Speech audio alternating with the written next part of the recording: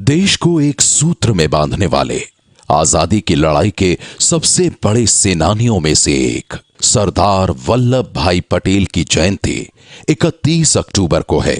मौजूदा सरकार उनकी याद में 31 अक्टूबर को उनकी प्रतिमा का अनावरण करने जा रही है। इसे दुनिया की सबसे ऊंची प्रतिमा कहा जा रहा है। ये मौका उन दिनों को याद करने का है जब देश आजाद तो हुआ लेकिन बिखराव की स्थिति में था। सरदार पटेल ने अपनी व्यक्तिगत महत्वाकांक्षाओं को दरकिनार कर देश को हमेशा प्राथमिकता दी। उन्होंने अपनी पार्टी को एक रखा, देश की एकता से कभी समझौता नहीं किया। ये कहानी उन 4 वर्षों की है जब देश के 2 कर्णधार सरदार पटेल और नेहरू अपने अपने तरीके से देश का भविष्य तय करने में लगे थे। सरदार या नेहरू, एक अनकही कहानी।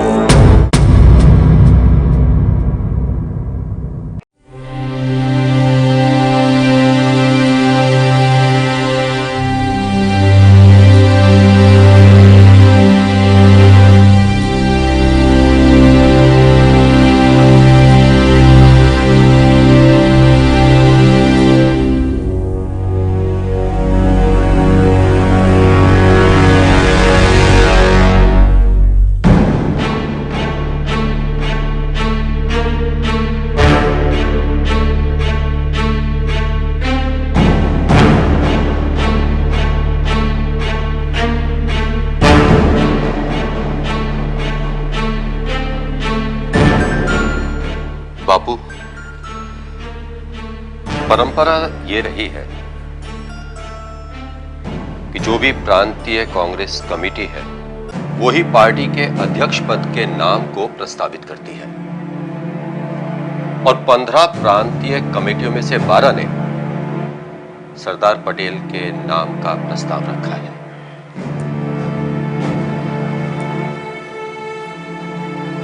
और वो चाहते हैं कि पार्टी के अगले अध्यक्ष सरदार पटेल ही हो। बाकी बची हुई 3 प्रांतीय कमेटियों ने मेरा और पट्टाभी सीतारमैया का नाम प्रपोज किया है। पंडित जी का नाम प्रस्तावित नहीं है। पंडित जी का नाम प्रस्तावित नहीं है।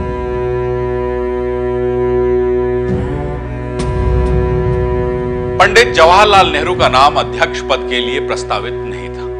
देश आजाद होने वाला था और कांग्रेस पार्टी का अंग्रेजों के साथ एक समझौता हुआ कि वो एक अंतरिम सरकार बनाएगी। अंतरिम सरकार का मुखिया तो वायसराय को होना था, लेकिन एक एग्जीक्यूटिव काउंसिल बनेगी जिसका मुखिया कांग्रेस के अध्यक्ष को होना था। और यह बात लगभग तय हो गई थी कि जो इस एग्जीक्यूटिव काउंसिल का मुखिया होगा, यानी जो कांग्रेस पार्टी का अध्यक्ष होगा, वही आगे चलकर आजाद भारत का पहला प्रधानमंत्री होगा। सरदार पटेल या नेहरू।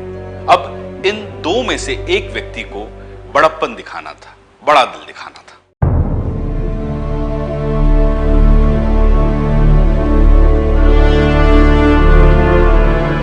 साल 1946 का अप्रैल महीना। महात्मा गांधी के नेतृत्व में जो आजादी की लड़ाई लड़ी गई वो अपने आखिरी चरण में थी।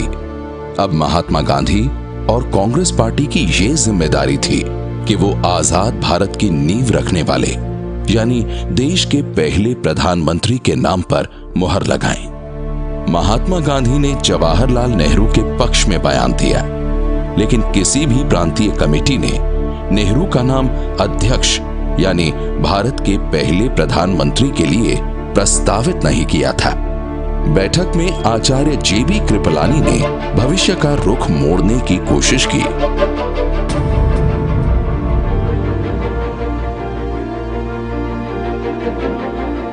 बापू क्या चाहते हैं यह हम सभी को पता है,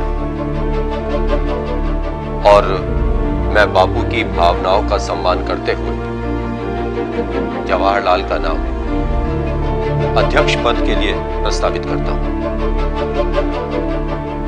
आप में से जिसकी भी सहमति हो वो इस पर हस्ताक्षर करते हैं। जेबी कृपलानी ने कहा कि बापू के सम्मान को ध्यान में रखते हुए वो जवाहरलाल नेहरू का नाम प्रस्तावित करते हैं। यहां भारत के भविष्य ने करवट ली।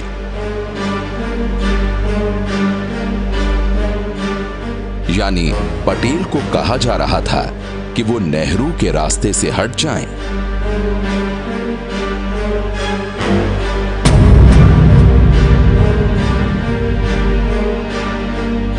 महात्मा गांधी ने कृपलानी का प्रयोग किया और कृपलानी जी ने एक कागज बढ़ाया, जिस कागज पे वर्किंग कमेटी के सदस्यों ने शुरुआत कृपलानी ने की और कृपलानी जी के करने के बाद एक एक करके वर्किंग कमेटी के सदस्यों ने जवाहरलाल नेहरू के नाम को प्रस्तावित करना प्रारंभ किया। तो जब यह बात आई तो सरदार पटेल ने भी प्रस्तावित की। इसके बाद जो सबसे महत्वपूर्ण मुद्दा था वह यह था कि जब कृपलानी ने अपनी तरफ से अपना नाम वापस किया और एक सादे कागज पे सरदार पटेल की तरफ से भी एक पत्र लिखा, जिस पत्र में वह सरदार पटेल का मुहर और हस्ताक्षर चाहते थे, जिसमें यह स्पष्ट रूप से लिखा हुआ था कि मैं जवाहरलाल नेहरू जी के पक्ष में अपनी अध्यक्ष पद से अपनी दावेदारी वापस लेता हूं। ऐसे समय एक विषम परिस्थिति सरदार पटेल के पास थी।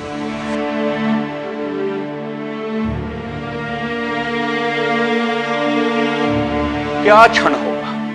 पूरी पार्टी कह रही थी कि सरदार पटेल भारत के पहले प्रधानमंत्री बने।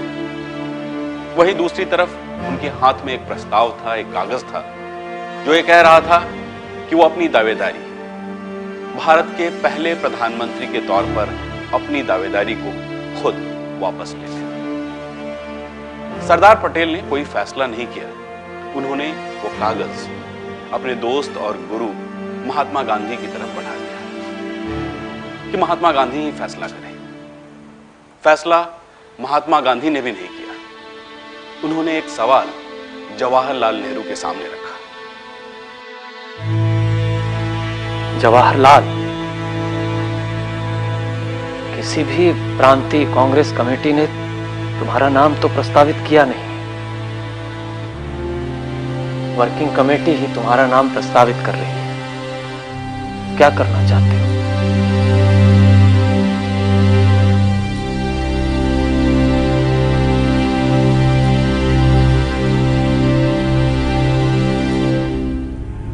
जवाहरलाल नेहरू ने महात्मा गांधी के सवाल का कोई जवाब नहीं दिया। वो चुप रहे।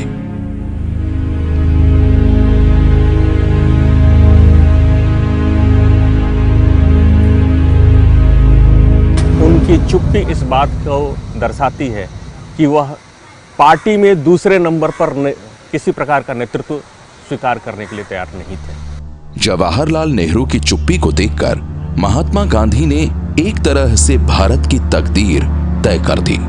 गांधी ने सरदार पटेल को अपनी दावेदारी वापस लेने को कहा। सरदार पटेल ने वही किया जो महात्मा गांधी चाहते थे।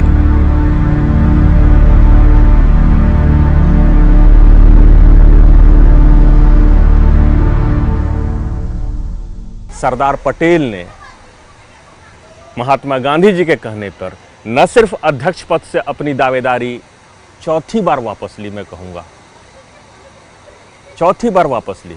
1929 में वापस लिया था, 1936 में वापस लिया था, 1939 में वापस लिया था और पुनः 1946 में वापस लिया। यह चौथी बार महात्मा गांधी जी के कहने पर सरदार पटेल ने कांग्रेस के अध्यक्ष पद से अपनी दावेदारी को वापस लिया।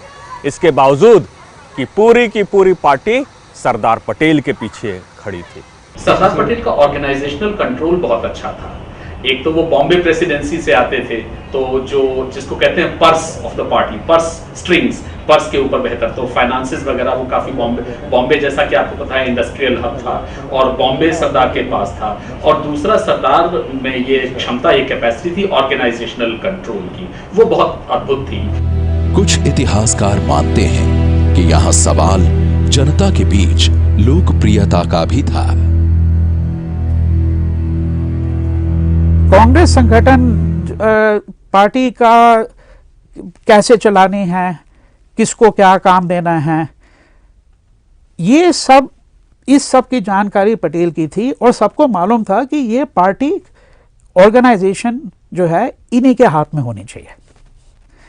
ठीक है, पार्टी ऑर्गेनाइजेशन होनी चाहिए, लेकिन उनको ये भी मालूम था सब लोगों को, और सबसे पहले पटेल को मालूम था कि अगर आप लोगों से बातचीत करना चाहते हैं तो फिर आपको सोचना पड़ेगा कि जवाहरलाल नेहरू जो हैं उनका क्या संबंध है लोगों के साथ। और पटेल को मालूम था कि जवाहरलाल बहुत पॉपुलर है। तब के मशहूर पत्रकार दुर्गा दास ने महात्मा गांधी से इस बारे में सवाल किया। बापू, कांग्रेस कमेटी के ज्यादातर लोग सरदार पटेल को अध्यक्ष बनाना चाहते थे, फिर आपने जवाहरलाल करता हूं। महात्मा गांधी ने जवाहरलाल नेहरू के पक्ष में 1942 से बोलना शुरू कर दिया था, और यह समय वो था जबकि गांधी और जवाहरलाल नेहरू के जो मतभेद थे वो बहुत ज्यादा ऊपर आ गए थे। लेकिन फिर भी गांधी को लगता था कि जवाहरलाल नेहरू इस देश का बेहतर नेतृत्व करेंगे। उसकी वजह एक तो ये थी इंटरनेशनल सिचुएशन, जवाहरलाल नेहरू की अंतर्राष्ट्रीय मसलों पर एक काफी बेहतर पकड़ थी। सरदार पटेल के बारे में दो बातें समझना बहुत जरूरी है। पहली बात यह है कि वो शुरू से और अंत तक वो कांग्रेस वाले थे, मतलब वो हमेशा संगठन के बारे में सोचते थे, सिर्फ अपने बारे में नहीं सोचते थे।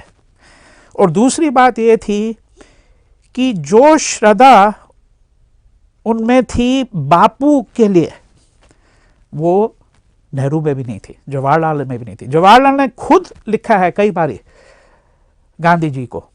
सरदार पटेल महात्मा गांधी का सम्मान करते थे, तभी उन्होंने अंतिम फैसला बापू पर छोड़ा। सरदार पटेल बापू के सुझाव को नकार भी सकते थे, लेकिन वो बापू की तरह ही ये जानते थे कि जवाहरलाल नेहरू प्रधानमंत्री ही बनना चाहते हैं, और अगर वो प्रधानमंत्री नहीं बन पाए तो वो सरकार में शामिल नहीं होंगे। और सरदार पटेल ऐसा कतई नहीं चाहते थे कि इस नाजुक वक्त पे नेतृत्व बिखरा हुआ दिखे। यहां एक सवाल है कि क्या कभी सरदार पटेल को इस बात का अफसोस हुआ? जवाहरलाल नेहरू 1946 में कांग्रेस पार्टी में मौलाना अबुल कलाम आजाद की जगह अध्यक्ष बन रहे थे। मौलाना आजाद पिछले 6 साल से कांग्रेस अध्यक्ष थे, लेकिन भविष्य की संभावनाओं को देखते हुए मौलाना पद नहीं छोड़ना चाहते थे।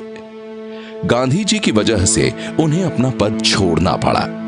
सरदार पटेल से मौलाना आजाद का मतभेद रहा था, लेकिन अपनी आत्मकथा में मौलाना आजाद ने अंतरिम सरकार के प्रमुख बनने के लिए अपने साथ साथ सरदार पटेल की पैरोकारी की।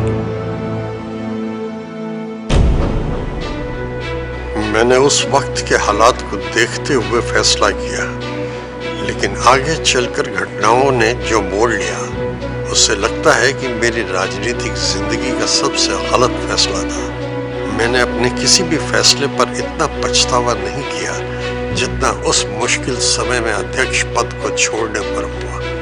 मेरी दूसरी गलती ये थी कि जब मैंने अध्यक्ष पद छोड़ने का फैसला किया, तब मैंने सरदार पटेल का समर्थन नहीं किया। बहुत सारे मुद्दों पर हम दोनों की अलग अलग राय थी, लेकिन मुझे यकीन है कि सरदार पटेल वो गलतियां नहीं करते जो जवाहरलाल नेहरू ने की। मौलाना आजाद के सरदार पटेल से कई मतभेद थे, लेकिन आखिरकार मौलाना को कहना पड़ा कि काश सरदार पटेल का साथ दिया होता। एक बात है कि जब यह तय हो गया कि जवाहरलाल नेहरू ही देश के पहले प्रधानमंत्री होंगे, तब भी सरदार पटेल ने माहौल में कड़वाहट नहीं आने दी। जवाहरलाल नेहरू के अंतरिम सरकार का मुखिया चुने जाने के बाद सरदार पटेल ने अपने करीबी कांग्रेसी नेता डीपी मिश्रा को चिट्ठी लिखी। मेरे प्रिय मिश्रा, हालांकि नेहरू चौथी बार कांग्रेस के अध्यक्ष चुने गए हैं, वे अक्सर मासूम बच्चों की तरह काम करते थे। उनकी तमाम मासूम गलतियों के बावजूद उनके अंदर आजादी के लिए गजब का जज्बा और उत्साह है। यही उत्साह और जज्बा उन्हें बेसब्र बना देता है, जिसके चलते वो अपने आप को भूल जाते हैं। विरोध होने पर भी वे पागल हो जाते हैं। क्योंकि वो उतावले हैं। बहरहाल 2 सितंबर 1946 को वायसरॉय की एग्जीक्यूटिव काउंसिल यानी अंतरिम सरकार का गठन हो गया। आज के प्रधानमंत्री के समकक्ष जवाहरलाल नेहरू उस अंतरिम सरकार के वाइस प्रेसिडेंट बने, जबकि पटेल गृह और सूचना एवं प्रसारण मंत्री बने। नेहरू और पटेल की सहमति से ही मंत्रिमंडल में लोगों को जगह दी गई। इसी साल नवंबर महीने में नेहरू ने अंतरिम सरकार छोड़ने की धमकी अंग्रेजों को दी। जवाब में सरदार पटेल ने मुंबई में ऐलान किया, एग्जीक्यूटिव काउंसिल यानी सरकार छोड़ने का कांग्रेस का कोई इरादा नहीं है। अगर हमारे सारे साथी छोड़ भी देते हैं तब भी मैं अपना पद नहीं छोड़ूंगा।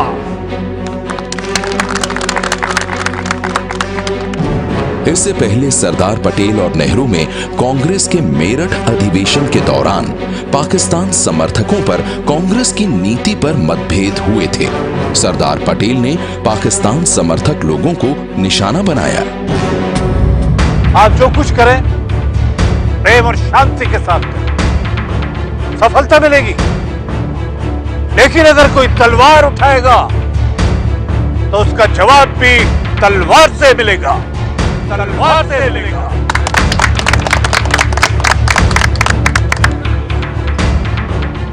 कहा जाता है कि सरदार पटेल के इन बयानों के बारे में जवाहरलाल नेहरू ने बापू को बंगाल के नोआखली में जाकर शिकायत लगाई, और जब नेहरू नोआखली में बापू के साथ थे तभी बापू ने एक चिट्ठी सरदार पटेल के नाम लिखी। चिरंजीव वल्लभ भाई, मुझे आपके बारे में कई शिकायतें मिली हैं कि आपके भाषण भड़काऊ हैं और आप हिंसा और अहिंसा में कोई फर्क नहीं कर पा रहे हैं, और ये भी कि आप लोगों को तलवार का जवाब तलवार से देने की बात सिखा रहे हैं। अगर ये बात सही है तो इससे तो बहुत ही नुकसान होगा। वे कह रहे हैं कि आप पद नहीं छोड़ना चाहते। ये बात अगर सही है तो काफी परेशान करने वाली है।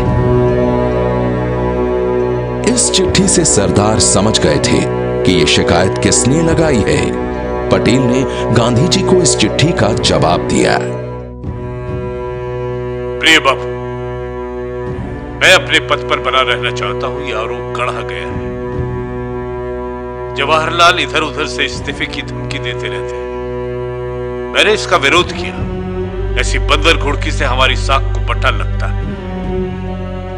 हिंसा के जवाब में हिंसा वाले बयान को मेरे बड़े भाषण में से निकाल कर तोड़ मरोड़ कर पेश किया गया। मृदुला साराभाई ने जरूर ये शिकायत की होगी। मुझे नीचा दिखाना उनका काम बन गया। मैं उनकी इन हरकतों से परेशान हो गया हूं। मृदुला इस बात को बर्दाश्त नहीं कर पाती कि कोई भी व्यक्ति जवाहरलाल की बातों से असहमत हो। सरदार पटेल और जवाहरलाल के बीच असहमतियां थीं, लेकिन कामकाज में इन मतभेदों को आड़े नहीं आने दिया गया। जनवरी से अगस्त 1947 के बीच पटेल और नेहरू की ज्यादातर मुद्दों पर एक ही राय रही। बंगाल और पंजाब के विभाजन के साथ पाकिस्तान के बनने पर भी दोनों एक मत थे। आजाद भारत के पहले मंत्रिमंडल पर भी दोनों की छाप रही। 15 अगस्त 1947 को देश आजाद तो हुआ, लेकिन पाकिस्तान के साथ। सरदार पटेल ने साफ कहा कि पश्चिमी और पूर्वी पंजाब से बड़े पैमाने पर आबादी को एक देश से दूसरे देश भेजना होगा। यानी भारत के हिस्से वाले पंजाब, पूर्वी पंजाब से मुसलमान पाकिस्तान जाएंगे और पाकिस्तान के हिस्से वाले पश्चिमी पंजाब से गैर मुस्लिम यानी हिंदू और सिख भारत आएंगे। इस पर कोई फैसला होता उससे पहले ही पाकिस्तान के हिस्से वाले पंजाब में बड़े पैमाने पर दंगे भड़क गए। 1947 के सितंबर महीने में नेहरू लाहौर गए। उसी दौरान सरदार पटेल ने उनको चिट्ठी लिखकर बताया कि पाकिस्तान के पंजाब के दंगों की खबर से दिल्ली और उसके आसपास माहौल बिगड़ रहा है। सड़कों पर आम मुसलमानों का चलना मुहाल हो गया है। अगर पाकिस्तान कोई कार्रवाई नहीं करता तो हालात बेकाबू हो जाएंगे। 5 सितंबर को दिल्ली में दंगे भड़क गए। प्रधानमंत्री नेहरू की मौजूदगी में पटेल ने सख्त कार्रवाई के निर्देश दिए। और एक बात सुन लीजिए, मैं दिल्ली को लाहौर की तरह नहीं जलने दूंगा। सरदार पटेल ने अगले ही दिन दंगाइयों को देखते ही गोली मारने के आदेश दिए। पुलिस फायरिंग में 4 दंगाई मारे गए। चारों दंगाई हिंदू थे। निजामुद्दीन में एक दरगाह है, औलिया साहब का दरगाह है। उस दरगाह के बारे में जब पता लगा, गृह मंत्री को पता लगा कि कुछ दंगाई वहां पहुंच गए हैं और उस दरगाह को नुकसान पहुंचाना चाहते थे हैं, तो सरदार पटेल बिना किसी सुरक्षा कवच के अकेले गृह मंत्री होते हुए वहां पहुंच गए और उस दरगाह की उन्होंने रक्षा की। एक एडमिनिस्ट्रेटर के तौर पे तो वो बहुत उनकी पूरी की समझ थी, और नेहरू की भी थी कि जहां कहीं भी दंगा है, जो भी कोई दंगा कर रहा है, उससे बहुत ही सख्ती के साथ और बहुत ही फर्मनेस के साथ डील करना चाहिए। तो इसमें कोई दोनों के बीच में कोई मतभेद नहीं था। सरदार वल्लभ भाई पटेल की निगाह में सभी बराबर थे। वो किसी को भी तरजीह देने के लिए तैयार नहीं थे, किसी को भी बख्शने के लिए तैयार नहीं थे। 1947 के सितंबर महीने में उन्हें सूचना मिली कि अमृतसर में पाकिस्तान जा रहे मुसलमानों के काफिले को रोकने की तैयारी हो रही है, मारने की तैयारी हो रही है। वो सीधा अमृतसर पहुंच गए और जब गुस्साई भीड़ ने उन्हें घेर लिया, तब उन्होंने एक बेहद अहम और असरदार भाषण दिया।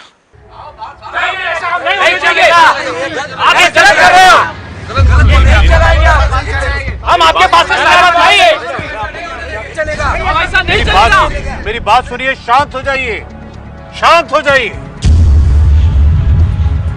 यही है वो शहर। इसी शहर में हिंदू, मुस्लिम, सिखों के खून से जलियांवाला बाग रंगा गया था। ये सोचकर मुझे अपार दुख हो रहा है कि आपके शहर अमृतसर ऐसे हालात हो गए कि कोई मुस्लिम अपने घर से नहीं निकल सकता, और उधर लाहौर में कोई हिंदू, कोई सिख नहीं रह सकता। मेरा यह विश्वास है कि हमारा हित इसी में है कि पाकिस्तान से हिंदू हमारे पास आ सके यहां भारत में, और यहां से पूर्वी पंजाब से मुसलमान पाकिस्तान जा सके। शांत हो जाइए। इस भाषण का असर वैसा ही हुआ जैसा सरदार पटेल चाहते थे। इसके बाद मुसलमान शरणार्थी के काफिलों पर हमले बंद हो गए। लेकिन दूसरी तरफ इस भाषण के बाद ये हवा उड़ाई गई कि सरदार भारत के पंजाब के साथ साथ दिल्ली, पश्चिमी उत्तर प्रदेश और देसी रियासत अलवर और भरतपुर की भी मुसलमान आबादी को पाकिस्तान भेजना चाहते हैं। महात्मा गांधी ने जब ये सवाल पूछा तो पटेल ने इससे इनकार किया, लेकिन साथ ही जोड़ा कि जो मुसलमान भारत के प्रति वफादार नहीं हैं, उन्हें पाकिस्तान जाना चाहिए। मुस्लिम जनता से सरदार पटेल ये कह रहे हैं कि एक नया माहौल है, आज़ादी बन गई है, लेकिन विभाजन भी हुआ है, पाकिस्तान बन गया है, और हम एक चाह रहे हैं कि एक सेक्युलर देश का निर्माण करें, तो इसमें सबको योगदान देना होगा। और इसलिए वो एक तरह से देश के मुस्लिम से ये अपील कर रहे हैं कि आप लोग जो हैं, ये कि अब आपकी वफादारी जो है, आपकी लॉयल्टी जो है पूरी तरीके से इस देश के प्रति है, ये आपको ओपनली और खुलकर कहना चाहिए, बोलना चाहिए। जबकि नेहरू का मानना था कि किसी से भी, किसी भी जनता से, किसी भी सिटीजन से एक टेस्ट ऑफ लॉयल्टी लेना कोई बहुत अच्छी बात नहीं है। इसी दौरान सरदार पटेल को लगने लगा था कि जवाहरलाल और मौलाना आजाद उनको कैबिनेट में देखना नहीं चाहते और महात्मा गांधी के कान भरे जा रहे हैं।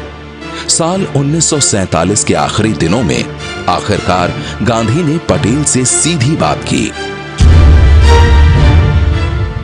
या तो आप सरकार चला लें या जवाहर को चलाने दें। बापू, मुझ में अब उतनी शक्ति नहीं है। जवाहर उम्र में मुझसे बहुत छोटे हैं। बाहर रहते हुए मुझसे जितनी मदद हो पाएगी मैं करूंगा। फैसला महात्मा गांधी को करना था। देश के दो कर्णधार पटेल और नेहरू की रस्साकशी खत्म होती इससे पहले ही महात्मा गांधी की हत्या हो गई।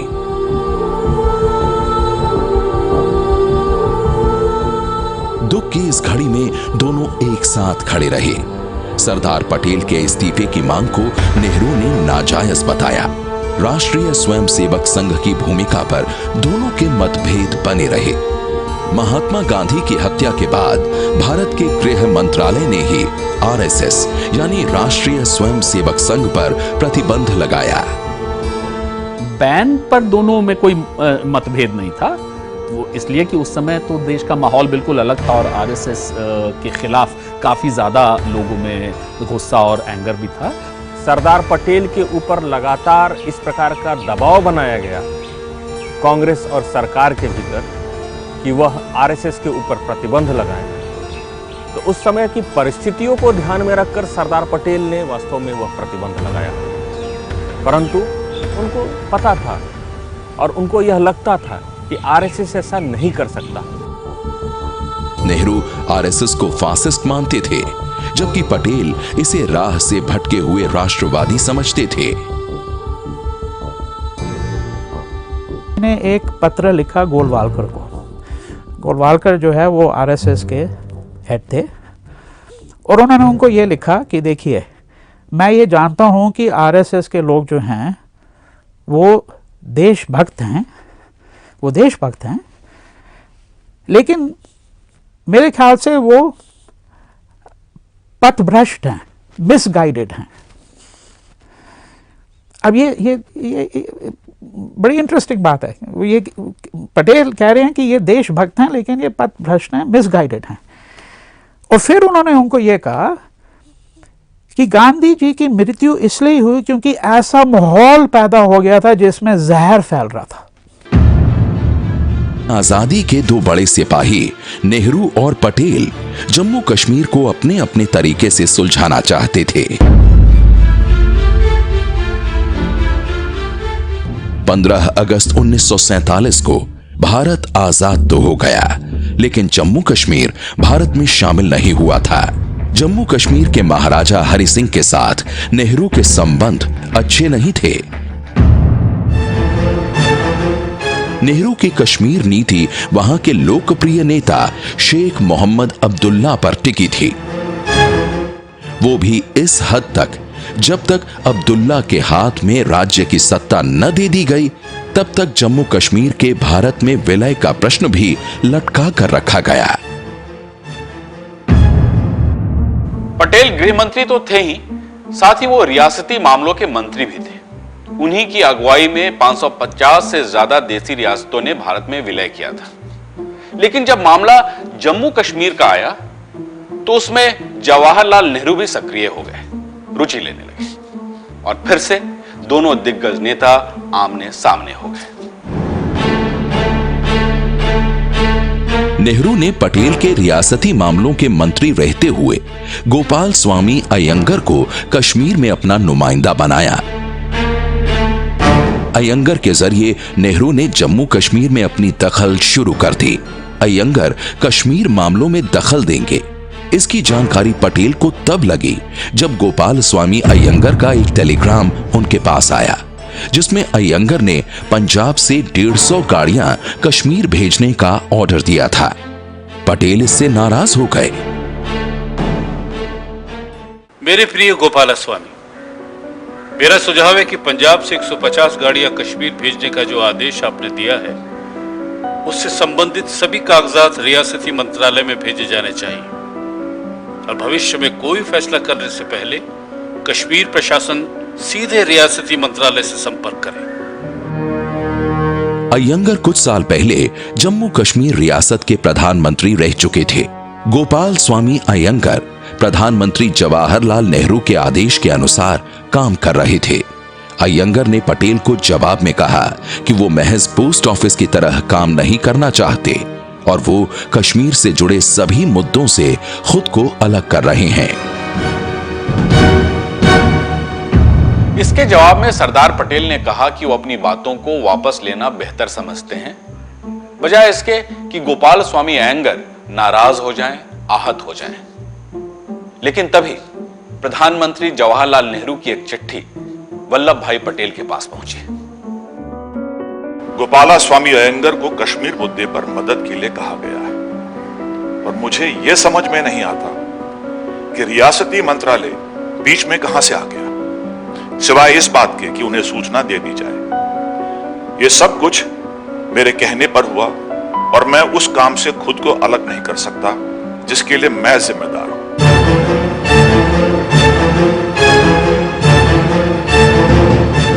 देश के प्रधानमंत्री पंडित जवाहरलाल नेहरू कह रहे थे कि कश्मीर मेरी जिम्मेदारी है और मैं अपनी तरह से कश्मीर के मुद्दे को डील करूंगा। नेहरू की इस चिट्ठी से साफ था कि कश्मीर मुद्दे पर वल्लभ भाई पटेल की कोई भी दखलंदाजी नहीं होगी। इसके जवाब में सरदार वल्लभ भाई पटेल ने अपना इस्तीफा लिख डाला। आपकी चिट्ठी मुझे मिली, मैं इससे काफी आहत हूं। आपकी चिट्ठी से साफ है कि मैं आपकी कैबिनेट के सदस्य नहीं रह सकता, इसलिए मैं अपना इस्तीफा देता हूं।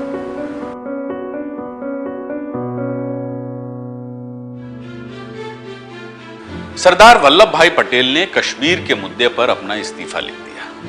बाद में इसके जवाब में नेहरू ने लिखा कि प्रधानमंत्री के नाते अगर नीतियां तय करने का अख्तियार उनको नहीं है तो इससे बेहतर है कि वो इस्तीफा दे दें। बाद में यह मामला महात्मा गांधी तक पहुंचा और यह मामला कुछ समय के लिए टल गया। नेहरू और पटेल में रस्साकशी का एक मुद्दा भारत के पहले राष्ट्रपति को लेकर भी हुआ। नेहरू डॉक्टर राजेंद्र प्रसाद को राष्ट्रपति बनाने के पक्ष में नहीं थे। नेहरू सी राजगोपालाचारी को राष्ट्रपति बनाना चाहते थे, जबकि पार्टी के ज्यादातर सदस्य डॉक्टर राजेंद्र प्रसाद के पक्ष में थे। इस पर जब पार्टी की बैठक हुई तो सी राजगोपालाचारी को राष्ट्रपति बनाने के प्रस्ताव पर नेहरू का काफी विरोध हुआ। आखिरकार पार्टी ने यह फैसला सरदार पटेल और नेहरू पर छोड़ दिया। दोनों में बैठक होती है। बैठक के दौरान जवाहरलाल नेहरू राजा जी की उम्मीदवारी के ऊपर बल देते हैं, परंतु सरदार पटेल स्पष्ट रूप से कहते हैं कि नहीं, यह आपका मत हो सकता है, यह पार्टी का मत नहीं हो सकता। अभी आपने बैठक में देखा कि पार्टी के अधिकतर नेता किसको चाहते थे? अधिकतर नेता राजेंद्र प्रसाद को चाहते थे। अतः दोनों में पुनः सहमति होती है और डॉक्टर राजेंद्र प्रसाद स्वतंत्र भारत के पहले राष्ट्रपति बनते हैं। उन्होंने जो प्रेसिडेंट के ऑफिस को जो एक खास तरह की डिग्निटी होती है, वो डिग्निटी अपने ही आप से नहीं बन गई थी, वो राजेंद्र प्रसाद के व्यक्तित्व से आई थी। और राजेंद्र प्रसाद का एक बहुत बड़ा व्यक्तित्व था, बहुत एकोमोडेटिंग, बहुत ही ह्यूमिलिटी, विनम्रता वाला और विशाल भी, दोनों ही बातें उनमें थी। और उन्होंने बहुत मेरे लगता है कि हमारे देश के बहुत सही पहले प्रेसिडेंट थे। सन 1950 डॉक्टर राजेंद्र प्रसाद देश के पहले राष्ट्रपति बने। भारत एक गणतंत्र बन चुका था, लेकिन देश को आजादी दिलाने वालों में अग्रणी, देश को जोड़ने वाले सरदार वल्लभ भाई पटेल इसी साल दिसंबर महीने में पंचतत्व में विलीन हो गए।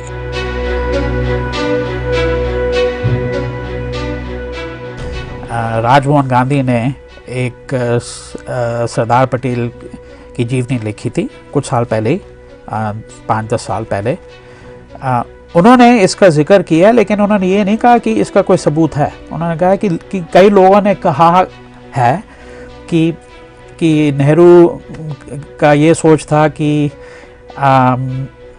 राजेंद्र प्रसाद को पटेल के फ्यूनरल, अंतिम संस्कार में नहीं जाना चाहिए।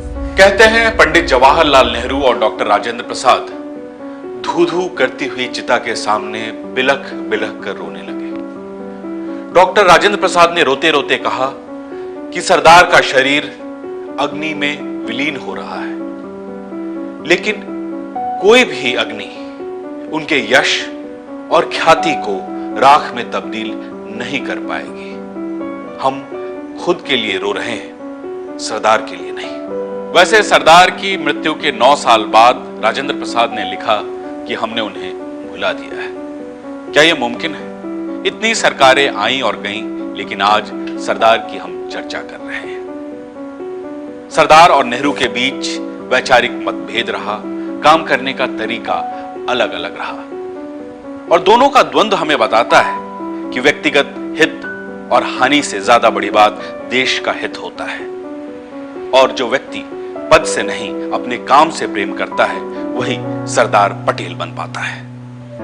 सरदार या नेहरू, एक अनकही कहानी। ये है एबीपी न्यूज, आपको रखे आगे।